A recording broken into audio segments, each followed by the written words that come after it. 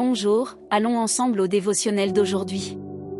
Avant la fête de la Pâque, Jésus, sachant que l'heure était venue pour lui de quitter ce monde et d'aller vers le Père, ayant aimé les siens qui étaient dans le monde, les aima jusqu'au bout. Jean 13, 1. Le fondement principal du ministère de Jésus a été l'amour inconditionnel. Tout au long de sa vie sur terre, il a brisé les barrières sociales, culturelles et religieuses afin de manifester cet amour de manière concrète et transformatrice. Dans un contexte où les Juifs évitaient les Samaritains, Jésus est allé en Samarie et a aimé ce peuple. Tandis que les riches méprisaient les pauvres, il les accueillait, prenait soin d'eux et les nourrissait. Même les collecteurs d'impôts, si méprisés par la société, trouvaient grâce et acceptation en sa présence. Face à la rigueur et au jugement des pharisiens, Jésus a choisi de pardonner, d'enseigner et d'accueillir ceux qui étaient marginalisés. Alors que le monde cherchait à condamner, il offrait grâce, miséricorde et pardon. Chacune de ces attitudes nous laisse un exemple clair: il est possible de vivre une vie marquée par un amour vrai, pratique et accessible, un amour qui transforme les réalités.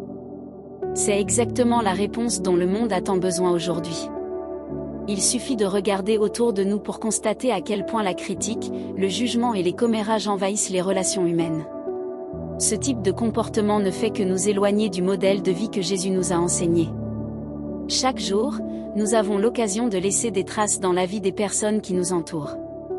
Que ces traces soient, avant tout, des marques d'amour. Nous sommes appelés à refléter l'amour de Jésus dans un monde en manque de compassion. L'amour engendre le pardon, libère la grâce et favorise la restauration.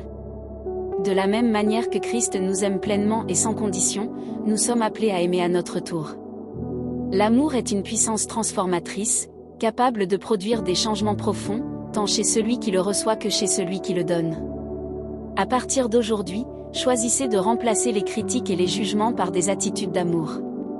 Permettez que votre vie influence les environnements, guérisse les relations et laisse un héritage qui reflète le cœur de Jésus. Réfléchissez-y.